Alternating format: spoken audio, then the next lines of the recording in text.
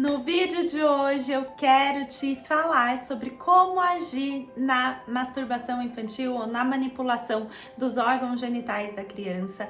E é um tema muito importante, eu sei que é um super tabu esse tema, mas a maneira que a gente age vai impactar diretamente a formação de crenças que a criança está tendo sobre ela, sobre o corpo dela, sobre as relações e sobre a sexualidade. E muitas vezes a gente tendo uma postura que a gente considera sendo a postura correta, a gente está influenciando a criança a ter crenças negativas sobre tudo isso no futuro. Então é muito importante a gente ter consciência sobre como agir nessas situações, tá bom? Eu sou a Clara, eu sou psicopedagoga, educadora emocional e idealizadora da Educação Empática, fundadora da Escola Educação Empática. É uma alegria ter você aqui comigo. Eu espero que esse vídeo possa te ajudar. E se você já conhece alguém que está passando por situações parecidas, encaminhe esse vídeo para que essa pessoa possa também se instruir e a gente possa ajudar os nossos filhos da melhor maneira possível, colaborando para a formação de crenças saudáveis aí no futuro. Antes de mais nada, eu quero te convidar para você assistir o vídeo que eu fiz semana passada, para você entender a diferença entre uma manipulação saudável dos órgãos genitais e uma manipulação compulsiva, que a criança precisa de ajuda e precisa de uma intervenção mais séria. É fundamental que você entenda essa diferença para você saber como agir, tá bom? Primeiro eu quero falar aqui sobre como agir no caso de uma manipulação saudável dos órgãos genitais. Existem 4 pontos, 4 passos fundamentais para a gente agir, 4 coisas que nós precisamos fazer quando a criança começa a manipular seus órgãos genitais. Primeiro, ensinar sobre o corpo humano. Segundo, orientar sobre a higiene, do corpo. Terceiro, ensinar o conceito de intimidade. Quarto, direcionar o comportamento. E esses passos, eles funcionam a longo prazo porque eles também consideram o curto prazo, Então a gente vai, ao mesmo tempo que agir no agora, preparar a criança para ela formar bases saudáveis para os relacionamentos dela no futuro. Então, primeiro ponto, quando a gente percebe que a criança ela tá se manipulando, a gente precisa começar a falar sobre o corpo humano com a criança. E é muito importante que você use os nomes corretos. Nada de falar coisa do tipo, sua bonequinha, o seu pipi, e por aí vai. Não, a criança ela precisa aprender o nome correto de cada órgão do corpo dela, de cada parte do corpo dela. Você não fica dando um nome diferente pro nariz, Você não fica dando um nome diferente pro olho.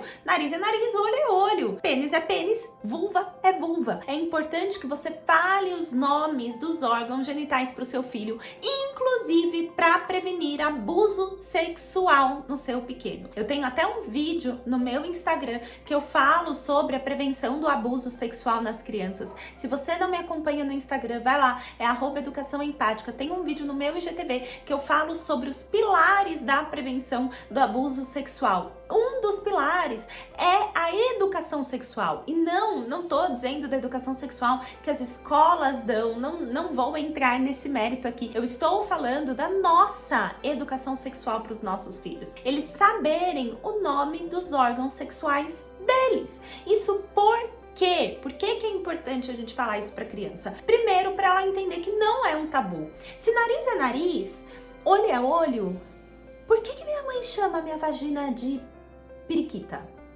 Nossa, deve ser feio falar vagina, vulva, Deve ser feio. Por que então que minha mãe fala pênis, pipi? Isso aí é feio. Então a criança começa a entender que é errado, que o corpo dela é errado. E não é, Não é errado ter um pênis, não é errado ter uma vulva. Faz parte de ser homem e mulher, meu Deus do céu. Além disso, por que previne abusos sexuais? Porque existem vários relatos, que mostram que a criança, primeiro, por ser um tabu, ela não se abre com a família, por isso é importante não ser um tabu. Segundo, que em alguns casos a criança tentou contar para alguém, mas ela usou nomes faziam sentido. Então, por exemplo, tem um relato na literatura de uma criança que contou para a professora que o tio estava mexendo com a boneca dela. E a professora achou que era uma boneca, não sabia que era a vulva. Então é muito, muito importante que você nomeie corretamente os órgãos genitais do seu filho a partir do momento que ele começa a se interessar pelos seus órgãos genitais e pelo funcionamento do seu corpo humano. Segundo passo, quando você começa a perceber que o seu filho está se manipulando, é oriente sobre higiene e autocuidado, né? Sobre a força do toque, sobre como se limpar, sobre a importância de lavar as mãos antes de tocar. Isso é orientação. O seu filho precisa saber, ele não sabe. E se você não falar sobre isso, se você tentar proibir, o que vai acontecer é que ele vai fazer escondido, sem a devida orientação. E daí pode ter algum tipo de infecção, ele pode se machucar, porque pode ser forte o movimento, né? Então é muito importante que você ensine para ele sobre higiene e sobre o cuidado com o próprio corpo, para ele ir tendo aí a instrução necessária. Terceiro ponto fundamental: ensine o conceito de intimidade. Ensine para o seu filho que assim como ele só faz xixi no banheiro, ele só deve se tocar no banheiro ou no quarto dele. A gente não se toca na frente das outras pessoas, a gente não se toca em lugares públicos. Isso porque existe algo chamado intimidade, e os nossos órgãos genitais, eles são íntimos, né? Tem até um livro da editora Matricência que se chama Meu Corpo, Meu Corpinho. Esse livro é muito interessante para você ensinar o seu filho esse conceito de intimidade. Algumas coisas, não, ninguém pode tocar e eu não mostro. Algumas coisas são íntimas, mas não é só no livro que você vai ensinar intimidade para o seu filho.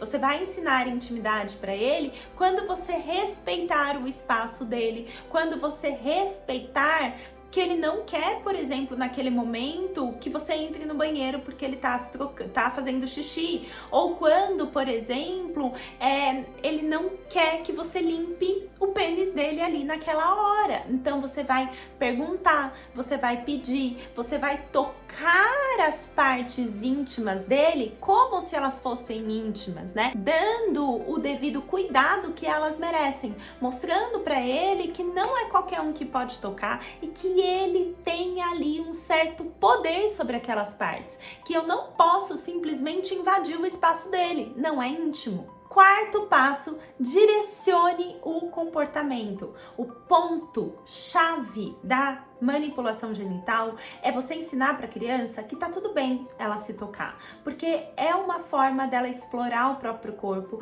Inclusive, né, os estudos mostram que isso vai levar para um desenvolvimento sadio da sexualidade da criança quando ela for adulta. Tá tudo bem ela tocar o próprio corpo, mesmo que ela ainda não tenha essa noção de sexualidade, igual a gente viu no vídeo anterior. Se você não assistiu, vai lá ver para você entender. Mas é que existem locais e momentos que a gente faz isso. Então, direcionar o comportamento é mostrar para a criança que tá tudo bem ela tocar, mas aonde ela pode tocar. E todas as vezes que você vê que a criança tá se tocando, você pode perguntar para ela: você quer ir pro seu quarto? Você quer ir pro banheiro? Você quer ficar sozinha? Mostre pra ela que tá tudo bem, mas não tá tudo bem fazer isso na frente de todo mundo. Então você vai direcionar o comportamento da criança. Nunca, nunca, nunca brigue, ameace ou proíba. Isso pode levar a criança à sensação de que o corpo dela é errado, é sujo e impactar negativamente no futuro. Além disso, é uma das causas que pode levar a masturbação compulsiva que a gente viu no vídeo da semana anterior, porque aquilo que é proibido instiga mais a criança, né? Ela quer entender. Se você não falar abertamente sobre o assunto, ela vai buscar entender do jeito dela, porque a criança é cientista, ela tá explorando o mundo, inclusive explorando o próprio corpo. Siga esses passos que eu te garanto que a masturbação, a manipulação aí dentro da vida do seu filho, ela vai ter o papel que ela tem.